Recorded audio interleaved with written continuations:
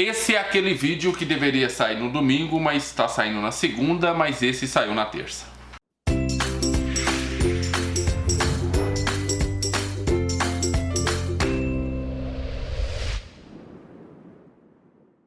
Olá pessoal, sejam muito bem-vindos ao canal Livros e Teologia. Meu nome é Rafael Pablo e hoje então nós vamos para a terceira perspectiva do batismo no Espírito Santo, um debate entre as tradições do Chad Howard Brand, editora Carisma. Esse é um livro que tem 5 perspectivas diferentes, são 5 teólogos explicando as suas perspectivas a respeito do batismo no Espírito Santo.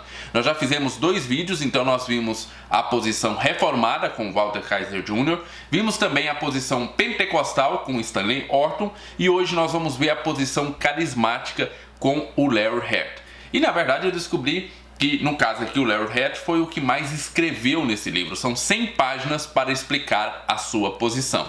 Então senta aí, pega um café, pega um chá, que vai demorar um pouquinho para mim explicar tudo aquilo que ele colocou nessas 100 páginas.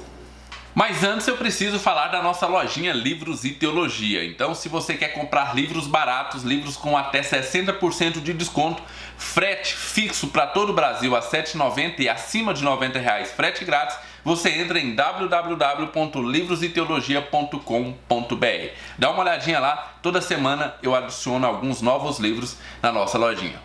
O Larry Hart vai começar a sua explanação a respeito da sua perspectiva contando um pouco da história do movimento pentecostal e o quanto nós devemos a essa história. Ele vai falar que o movimento pentecostal foi o maior avivamento já registrado em toda a história da igreja e que isso não pode ser negado. Ele fala dessa história do pentecostalismo, vai contando um pouquinho de toda essa história e cita alguns nomes bem importantes ao longo da história do pentecostalismo. Ele vai citar, por exemplo, D.L. Moody, Billy Graham e vai citar também o pastor da maior igreja da Coreia, o David Yong Cho. Ele faz essas citações falando a respeito das influências que esse movimento teve por todo o mundo. Além disso, ele vai nos propor uma nova perspectiva de como nós podemos interpretar o batismo no Espírito Santo.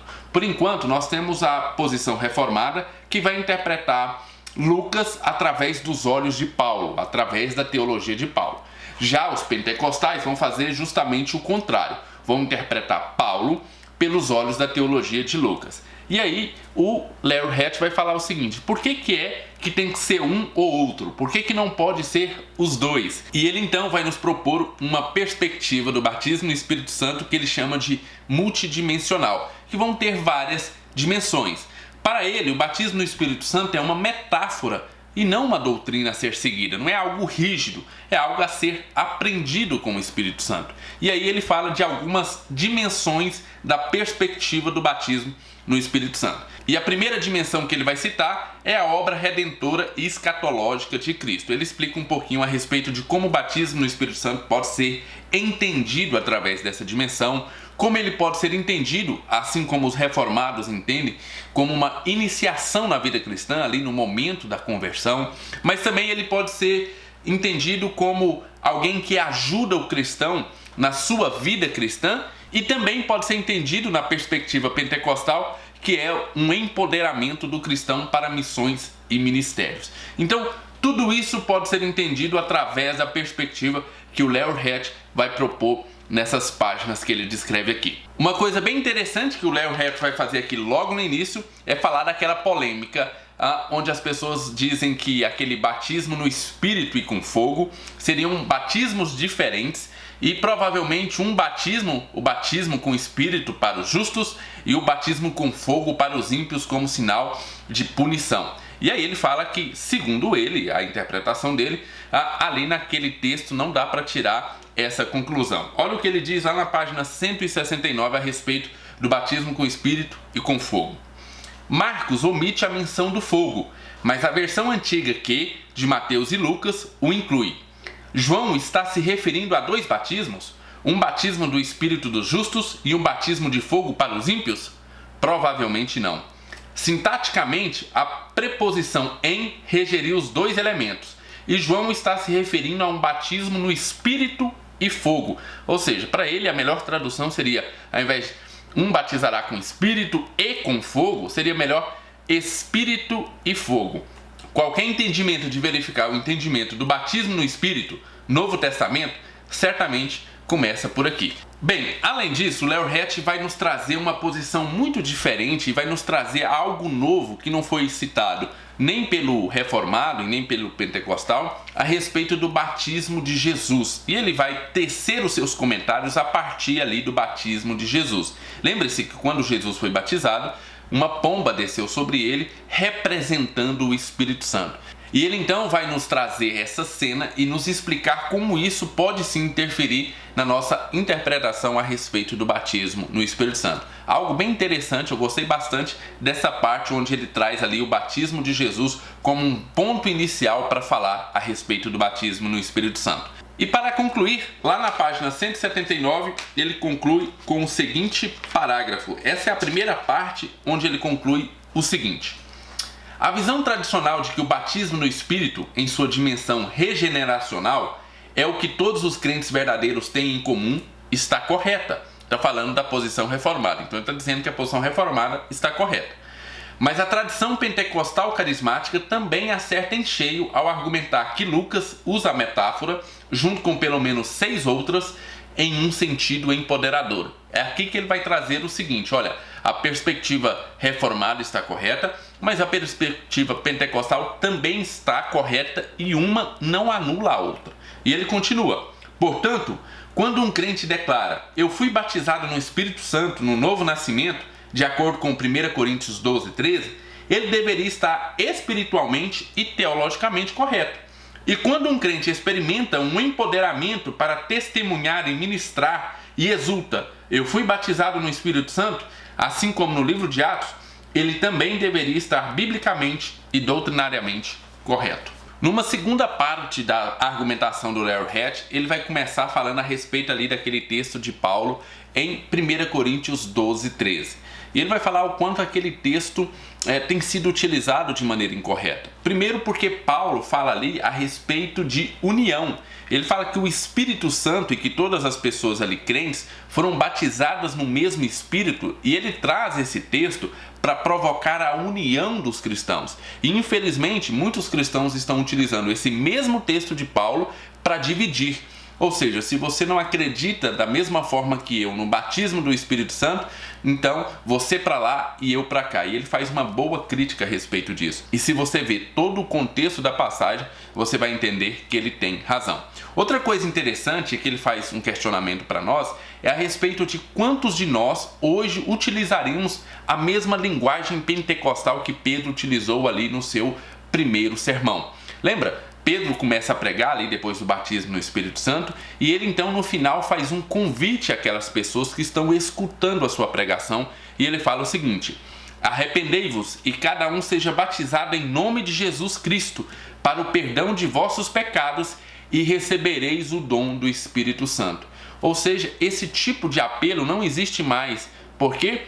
Porque as pessoas não querem utilizar a linguagem pentecostal dentro das suas igrejas. Então se arrependa dos seus pecados, esse tipo de coisa, mas ninguém tem coragem de fazer como Pedro, de propor o dom do Espírito Santo na conversão. Bem, além disso, o Larry Hatch, como eu disse, vai trabalhar diversas dimensões a respeito do batismo no Espírito Santo, e além dele concordar tanto com a posição reformada como com a posição pentecostal, ele acrescenta ainda mais uma dimensão no seu repertório. Então ele vai dizer o seguinte: primeira dimensão do batismo no Espírito Santo é a dimensão da salvação. Essa é aquela dimensão que os reformados defendem. Então é o batismo no Espírito Santo quando você se converte, quando você vem a Cristo, e aí você então recebe o Espírito Santo. Ele vai utilizar, por exemplo, os textos ali de João, e ele vai embasar muito essa característica do Espírito Santo na conversão ali no Evangelho de João e também nas cartas de João. E ele vai dizer o seguinte: nós temos ali uma experiência muito bem detalhada de como o Espírito Santo batiza no ato da conversão, ou pelo menos como o Espírito Santo vem morar no crente no ato da sua conversão. Ele vai citar o exemplo ali de quando Jesus vai falar com Nicodemos, e ali fica bem claro que o Espírito Santo está envolvido na conversão de uma pessoa. Então ele cita esse texto, mas ele vai citar um outro texto também ali de João 20, um texto um pouquinho complicado, que que eu não vou detalhar aqui para você, você vai ter que ler o livro para você entender que esse é um texto realmente muito complicado de se entender a respeito de como Jesus soprou o Espírito em alguns discípulos, mas depois o Espírito Santo batizou eles lá em Atos. Tem alguma coisa ali que você precisa entender, o Larry Hatch tenta explicar para você aqui. Bem, mas a primeira dimensão é essa da salvação. Nós temos então a segunda dimensão, que é a dimensão da purificação ou santificação. O Espírito Santo, ele vem quando você se converte, mas ele continua ali para promover a santificação. E aqui ele não está falando de continuar ali como muitas pessoas percebem, tipo, olha, ele está morando dentro de você, mas é de atos e de circunstâncias que provocam em você mesmo uma santificação verdadeira. São momentos que podem ser considerados como batismo no Espírito Santo, que vão elevar você na sua santidade. E ele vai utilizar para isso muito a teologia de Paulo, em muitos textos de Paulo, principalmente utilizando ali o texto de Romanos e os textos de Gálatas. Ele fala muito disso e ele faz uma explicação até bem grande a respeito ali de Romanos, de como Romanos fala isso, que o Espírito Santo está agindo em nós para a nossa santificação e como se dá o batismo nessa dimensão. E por fim, ele vai falar da dimensão pentecostal, que é um batismo no Espírito Santo para o serviço. E dessa vez ele vai utilizar muitos textos de Lucas, né? Lucas, tanto no Evangelho como ali em Atos, ele vai utilizar os textos e falar, olha, existe essa dimensão também. O Espírito Santo está lá batizando na conversão, está te batizando para a santificação, mas também está batizando para te empoderar para o serviço, para missões ou para qualquer outro dom que você precise utilizar na igreja. Essas são as dimensões que o Larry Hatch vai dizer que o Espírito Santo nos batiza cotidianamente. Pois bem, ele vai citar algumas pessoas bem importantes que concordam com ele, como por exemplo o Dr. Martyn Lloyd-Jones, que vai dizer o seguinte, lá na página 210, estou citando uma citação do Dr. Martyn Lloyd-Jones. Você crê em avivamento, meu amigo? Você está orando por avivamento? Em que você confia? Você está acreditando no poder organizador da igreja? Ou você está confiando no poder de Deus derramando o seu Espírito sobre nós de novo, para nos reavivar, para nos batizar mais uma vez com o seu mais que bendito e santo Espírito? A igreja precisa de outro Pentecostes. Todo avivamento é uma repetição do Pentecostes e é a maior necessidade da igreja cristã nesse tempo presente. Aqui é o Dr. Martyn Lloyd-Jones falando a respeito de batismo no Espírito Santo, a respeito de Pentecostes. Ele vai concluir essa segunda parte do livro, a segunda parte da sua argumentação, dizendo o seguinte: Jesus saiu ensinando, pregando e curando, e ele é o mesmo ontem, hoje e eternamente. Por que não deveria haver uma dimensão carismática, curadora em nosso próprio ministério hoje, se somos verdadeiramente seu corpo? A pneumatologia de Lucas serve como um lembrete constante de que há uma dimensão empoderadora, carismática, avivalista para o batismo no Espírito. Há mais após a conversão do que meramente sobreviver até a glória. Mas a igreja já sabe disso há tempos. Uma breve leitura de movimentos de revitalização passados colabora com este fato. Muito bem, pessoal, vocês sabem que nós estamos sorteando um livro por semana até nós atingirmos 20 mil inscritos aqui no canal. E quando nós atingirmos 20 mil inscritos, nós vamos fazer um super sorteio. Pois bem, o livro da semana é esse aqui, ó. Tomando Decisões Segundo a Vontade de Deus, Heber Campos Júnior, da Editora Fiel. Esse é um livro que eu gostei muito de ler, tem resenha dele aqui no canal, vou deixar lá embaixo na descrição desse vídeo o link para você ver o que eu achei desse livro. Um livraço que eu recomendo que você leia. Se você não ganhar no sorteio, compre esse livro e leia, tenho certeza que vai edificar a sua vida. Pois bem, e aí você sabe, para participar você tem que responder as perguntas de todos os vídeos da semana. Por quê? Porque no final da semana eu escolho um desses vídeos que foram ao ar durante a semana para fazer o sorteio. Então, se você responder a pergunta desse vídeo, mas não responder a pergunta do outro vídeo, eu posso escolher aquele outro vídeo para fazer o sorteio e aí você não participa. Então, fique ligado em todos os vídeos do canal aqui para que você possa participar do sorteio. Daqui um pouquinho eu vou falar qual é a pergunta desse vídeo. Na terceira parte da argumentação que o Larry Hatch vai trazer aqui, ele vai dizer a respeito dos movimentos que colaboraram para a iniciação do movimento pentecostal. Ele vai falar um pouco do puritanismo, vai falar do wesleyanismo e também do avivalismo. E aí ele vai fazer uma espécie de cronograma a respeito de todas as datas importantes para o movimento carismático. Vai começar lá em 1901, onde houve um derramamento em um seminário fundado por Charles Fox Parham. Esse nome é muito famoso aí no meio pentecostal, porque mais tarde ele estaria envolvido ali em 1906 no avivamento da Rua Azusa. E aí ele vai fazer todas essas datas desde 1901 até chegar em 1995, onde ele vai falar do avivamento de Pensacola, um outro avivamento muito importante.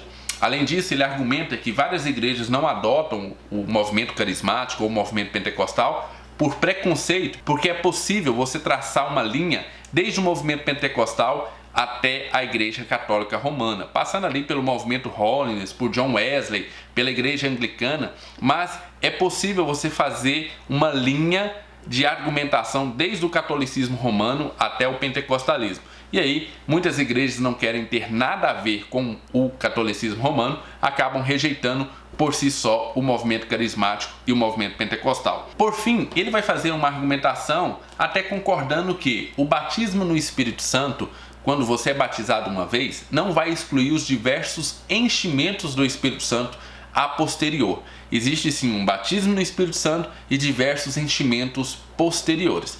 Nessa fase, eu devo dizer que eu fiquei um pouco confuso sobre como ele trata isso e as suas diversas dimensões do batismo no Espírito Santo. Isso, para mim, não ficou muito bem explicado. Mas vamos lá, que tem mais algumas coisinhas interessantes para saber, por exemplo, sobre o dom de línguas. O que Larry Hett pensa a respeito do dom de línguas quando a pessoa é batizada no Espírito Santo. Para finalizar, o Larry Hett então vai discutir a respeito dessa questão de línguas. Falar em línguas é realmente o sinal de que você foi batizado no Espírito Santo? Para Larry Hett, não. Na verdade, ele dá graças a Deus que em muitos meios pentecostais essa regra também está caindo em desuso. As pessoas estão começando a perceber que o falar em línguas não é e nunca foi um sinal de batismo no Espírito Santo, de que você está cheio do Espírito Santo. Além disso, ele vai dizer o seguinte: quando Jesus foi comentar a respeito de como as pessoas nos reconheceríamos como seus discípulos, ele não falou sobre falar em línguas. Ele falou que as pessoas nos reconheceríamos como os discípulos de Jesus quando nós amássemos uns aos outros. Essa é a verdadeira marca do cristão. Mas ele vai dizer a respeito de alguns problemas sobre utilizar a línguas como um divisor de águas no batismo do Espírito Santo. A primeira delas é que quando se utiliza o dom de línguas para dizer quem foi batizado e quem não foi batizado no Espírito Santo, você pode criar uma classe super espiritual na sua igreja e uma classe não tão espiritual assim. Então, se você falou em línguas, você é super espiritual, você foi batizado no Espírito Santo e você está numa classe superior àqueles que não falam em línguas e que não foram batizados no Espírito Santo. E isso pode provocar muita confusão na igreja. Mas ao mesmo tempo, Larry Hett vai dizer o seguinte: olha, não é porque você não acredita em falar em línguas que você também precisa tratar as pessoas que acreditam no falar em línguas como pessoas leprosas espirituais, né? Existem igrejas que se descobrem que você fala em línguas, elas não querem nenhum tipo de vínculo com você, assim como você não é super espiritual por isso, por falar em línguas, também o Larry Hett deixa bem claro que você não é super espiritual por não falar, ok? Então, para Larry Hett, você não é mais espiritual por falar, mas também você não é mais espiritual por não falar. Além disso, olha o que ele disse lá na página 245, terminando a respeito desse assunto de falar em línguas. Falar em línguas como uma experiência privada na oração, a fim de ajudar na devoção e intercessão, é valorizado por milhões hoje em dia. Estão todos delirando ou endemoniados? Alguns cessacionistas diriam que sim, mas as pessoas mais justas seriam mais gentis. Então ele está falando, olha, tem muito cessacionista falando que as pessoas que falam em línguas, os cristãos que falam em línguas, estão delirando ou estão endemoniados. E ele fala que isso não é gentil da parte dessas pessoas. Mas aí ele vai equilibrar falando o seguinte: falar em línguas está disponível a todos os crentes? As palavras de Paulo acima implicariam uma resposta afirmativa. A espiritualidade de uma pessoa é defeituosa se ela não desejar falar? Absolutamente não. Temos que deixar nosso Salvador e Pastor determinar o que é mais necessário, num dado momento da peregrinação de um crente. Então, ele termina dizendo exatamente isso. Você não é mais nem menos espiritual por falar ou por não falar em línguas. Muito bem, agora chegou a hora de eu dar as respostas dos outros teólogos desse livro a essa posição do Larry Hatch. Mas antes eu vou fazer a pergunta para você participar do nosso sorteio semanal. Então, a pergunta desse vídeo é a seguinte: qual é o livro que você gostaria que nós sorteássemos na próxima semana? Qual o livro que você mais gostaria de receber aí na sua casa? Então deixe lá embaixo nos comentários que provavelmente a gente vai fazer ali uma votação e ver se é possível na próxima semana sortear aquele livro que você gostaria de receber. Mas vamos lá, vamos para as respostas dos outros teólogos a essa posição do Larry Hatch. O primeiro a responder o Larry Hatch é o Ralph Del Colle, o católico romano, e ele vai dizer que o Larry Hatch tem uma visão pós-moderna, dimensional e holística a respeito do batismo no Espírito Santo. Além disso, ele vai dizer que a definição do batismo no Espírito Santo do Larry Hatch é bem fluida. Olha, eu devo dizer que eu tive dificuldade de saber se todas essas críticas são elogios ou realmente são críticas à perspectiva do Larry Hatch. Eu achei que são críticas, mas ele não deixou bem claro a respeito disso. Bem, ele fez um elogio ao movimento pentecostal e carismático por trazer para o século XXI a perspectiva de que um crente possui sim os dons do Espírito e pode sim ministrar ali os dons do Espírito a outros crentes, e ele gosta disso, ele acha isso válido. Além do mais, ele vai dizer o seguinte: olha, a perspectiva do Larry Hatch é muito boa, mas deixa de fora toda a sacramentalidade do batismo no Espírito Santo. E ele diz o seguinte: protestantes têm dificuldade em ver importância nos sacramentos, e é por isso que é tão difícil nós olharmos para a perspectiva do Ralph Del Colle de uma maneira um pouco mais amigável. Porque, segundo o Ralph Del Colle, nós protestantes, não somos sacramentalistas como os católicos romanos, e isso dificulta a nossa visão. Ele vai propor o seguinte: por que quando as pessoas são batizadas ali na igreja, o pastor ou o padre coloque a mão na cabeça do batizando e ministre o Espírito Santo àquela pessoa? Assim, a pessoa já seria batizada e também já seria batizada no Espírito Santo. Então, você pode perceber que ele vai tratar o batismo no Espírito Santo como mais um sacramento. E ele vai dizer o seguinte: é óbvio que nem todo mundo que receber a mão ali do padre ou do pastor vai estar batizado no Espírito Santo, porque o que o padre e o pastor estão fazendo ali é simplesmente ofertando o batismo no Espírito Santo, mas vai depender se a pessoa realmente quer receber esse batismo. Então, você está vendo, ele tem toda uma visão sacramental e metódica a respeito do batismo no Espírito Santo. Bem, isso foi o que eu pude tirar da resposta do Ralph Del Colle. Vamos para o próximo.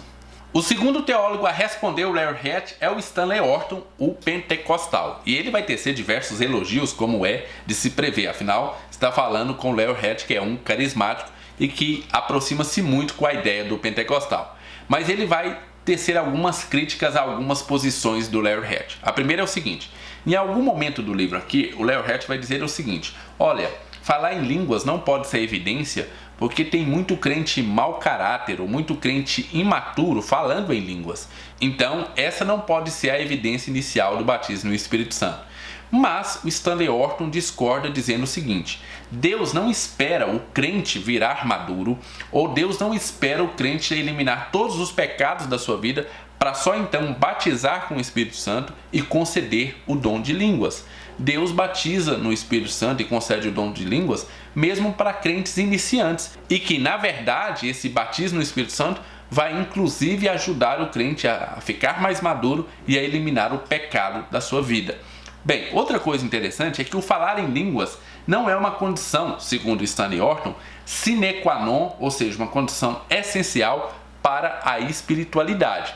É verdade, ele concorda com isso, assim como Larry Hatch disse. Mas ele vai dizer o seguinte: olha, não é uma condição para demonstrar a espiritualidade, mas à medida que nós lemos Atos, principalmente ali o livro de Atos, nós vemos que é uma consequência natural do cristão espiritual. Então, falar em línguas não deixa você espiritual, mas se você é espiritual, é bom que você deseje falar em línguas. Essa é a posição do Stanley Orton.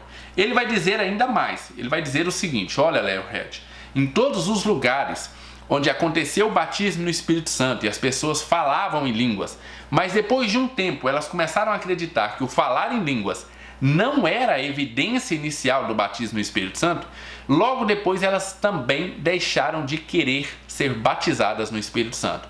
O que ele está falando é o seguinte, olha, se você tira essa evidência inicial de falar em línguas, logo logo as pessoas também não vão estar interessadas no batismo do Espírito Santo. Então é muito arriscado e muito perigoso tirar a evidência inicial do falar em línguas, porque ela acaba depois tirando o desejo dos cristãos de serem batizados no Espírito Santo. O terceiro teólogo a comentar a perspectiva do Larry Hatch é o Ray Dunning. Ele é um wesleyano e para mim ele vai sempre para uns lugares assim meio nada a ver. Bem, ele vai dizer primeiro e vai utilizar um argumento dizendo que, olha, se o poder corrompe e o poder absoluto corrompe absolutamente, então era perigoso Deus dar esse poder para o crente, porque o crente pode ser corrompido pelo próprio poder do Espírito Santo. Algo nesse sentido que ele quis argumentar aqui, ele sempre vai para uns lugares assim meio nada a ver. Além do mais, ele vai dizer o seguinte, olha só, o poder que é liberado na vida do crente não é um poder no sentido de falar em línguas, de profetizar, não é esse poder, e sim é o poder do amor sofredor. Esse é o poder que é liberado pelo Espírito Santo na vida do crente. Além disso, ele vai argumentar o seguinte, olha, Larry Hatch acredita que o dom liberado na vida do crente é do crente, ou seja, aquele dom faz parte dele, é liberado, é dado a ele pelo Espírito Santo. Para o Ray Dunning, esse wesleyano, vai dizer que não, que o Senhor utiliza os cristãos à medida que Ele quer utilizar. Então Ele utiliza hoje você com um dom, mas daqui a um tempo Ele pode utilizar um outro dom e assim por diante. Ou seja, o dom não é seu, é o Deus que libera sobre você o dom em um momento específico. E por que Deus utiliza o dom dessa forma ao invés de dar o dom ao cristão? Para que o cristão não utilize o seu dom de maneira indevida. Então, para que o cristão não corrompa o seu dom, Deus não libera sobre ele o dom, apenas utiliza ele circunstancialmente para algum dom específico, mas aquele dom não fica na vida do crente. Por fim, Ray Dunning ficou bem em cima do muro a respeito do falar em línguas. Você não sabe se ele concorda ou ele discorda. Na verdade, ele fala mais ou menos assim, olha, eu não concordo, eu não discordo, muito pelo contrário. O que ele vai dizer é o seguinte, ele falou que acredita na utilização da oração em línguas, mas que elas podem desviar nossa atenção quando poderíamos estar apenas em silêncio, deixando o Espírito Santo orar por nós. Traduzindo, ele vai dizer que quando você está lá no seu quarto, ao invés de você orar em línguas, você devia estar em silêncio esperando que o Senhor fale com você. Algo nesse sentido. Bem, eu achei muito estranha as argumentações desse wesleyano nessa resposta dada ao Larry Hatch.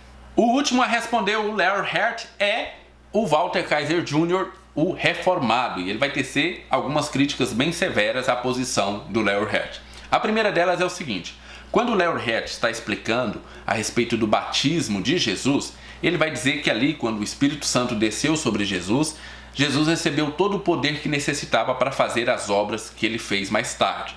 Mas isso cria um sério problema, é acreditar que Jesus não era Jesus antes do batismo e que só depois do batismo ele se tornou realmente Jesus por causa do poder do Espírito Santo. Seria como se Jesus não fosse um elemento da Trindade e ele precisasse do batismo no Espírito Santo para se tornar alguma coisa que ele ainda não era. Isso cria um sério problema à teologia do Larry Hatch.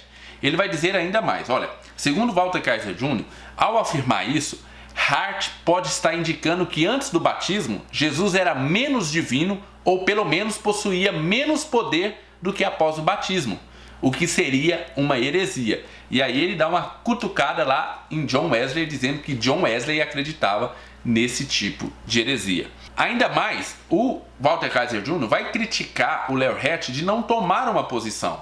Vai falar o seguinte, olha, o Larry Hatch jogou para a torcida, falou bonito, disse bonito para ambos os lados, mas ele não se posicionou. Ele não disse realmente o que é o batismo no Espírito Santo quando ele acontece. Porque quando o Larry Hatch diz que ele acontece ali na conversão, acontece na santificação, mas acontece também no empoderamento, o que o Walter Kaiser Jr. vai dizer é o seguinte, ele não disse realmente quando o Espírito Santo, quando o batismo no Espírito Santo acontece. Ele falou de maneira assim, a deixar todo mundo alegre. E aí ele faz o seguinte lá na página 262, quando ele vai fazer essa crítica ao Larry Hatch. Mas por que a resposta de ser sim e não ao mesmo tempo para a mesma expressão bíblica? Ele está criticando o Larry Hatch, falando, olha, ele fala que é sim e não ao mesmo tempo. Ele diz o seguinte, A segunda bênção é ensinada ou não? Por que alguns podem falar em línguas quando são batizados no Espírito e outros não? Este é um luxo espiritual? É distribuído aleatoriamente? Alguém precisa ser pré-qualificado para esta obra de Deus? Por que línguas podem ser consideradas pelos carismáticos como marginal, na melhor das hipóteses, mas normativa para os pentecostais? O que é requerido para os evangelicais? Traduzindo, todas essas perguntas o Larry Hatch não respondeu. Ele não respondeu se falar em línguas é ou não é. Ele deixa sempre um ar de que, olha, pode ser, mas também pode não ser, ok? Essa é a crítica do Walter Kaiser Jr., mas que termina com um elogio à posição do Larry Hatch, dizendo o seguinte: foi um prazer ler esse artigo. Está cheio de grandes conselhos pastorais e apelos compassivos às várias posições a reconhecer um apoio bíblico em cada arsenal de versículos. Portanto, seu espírito está correto e segue o mandamento de amar, que é a incumbência para todos nós crentes. Nesse sentido, minhas ressalvas foram menores em comparação às tarefas maiores às quais somos conjuntamente chamados por nosso Senhor. Traduzindo, ele disse que o Larry Hatch escreveu no espírito certo, ainda que escreveu coisas que ele não concorde, mas que escreveu no espírito certo e falando que tem coisas muito maiores para eles se unirem do que para eles se dividirem. Muito bem, pessoal, essa foi a nossa terceira perspectiva a respeito do batismo no Espírito Santo. Nós já temos então a posição reformada, a posição pentecostal e a posição carismática. No próximo domingo, que pode ser segunda ou terça, nós vamos ver a posição wesleyana. Não esqueça de responder lá embaixo, deixar nos seus comentários a resposta da pergunta para você participar do nosso sorteio. Fiquem com Deus, um abraço, não saia sem deixar o seu joinha e até o nosso próximo vídeo.